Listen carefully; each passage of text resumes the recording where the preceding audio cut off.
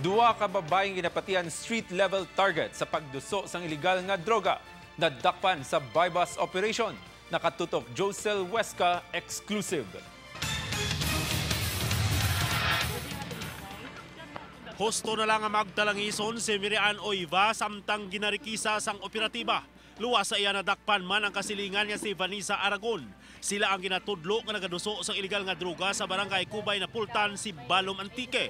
Nabaklan sa isa ka pakitis ang shabu ang 42 anyos nga si Mary Ann, kag duga nga duha ka sachets ang nakuha sa iya nga bulsa.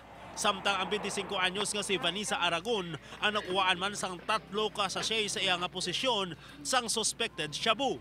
Todo pang inuwala ang duha nga nagatransaksyon sila sa iligal nga droga sa isa sa mga operatiba.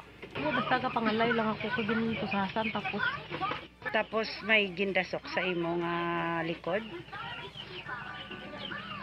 May ginbutang sila nang amo lang dito na sige lang sino ay dyan na man lang nakita.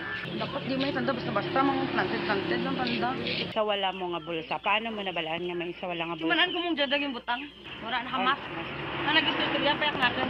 Okay, ikaw na butang man para ko na wala tanan ko nag-istorya kami nila. Isa lang ka compound ang ginsulod sang tingog nga persa sang Provincial Drug Enforcement Unit PDEA 6 kag si Balong Municipal Police Station. Pati ang punong barangay nakibot sa natabong operasyon kay wala gid na guna-una nga mingin target sang otoridad ang duha sini ka mga residente. Bibitan tayo, dati record ka natin. Umpisa nga pagpungko kung nga naging kapitan, wala dati record natin. Pero kagura ito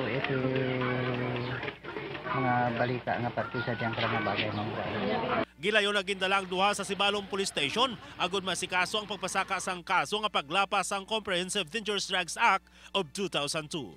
Balita nagikan sa Antique, Josel Huesca, 1 Western Visayas.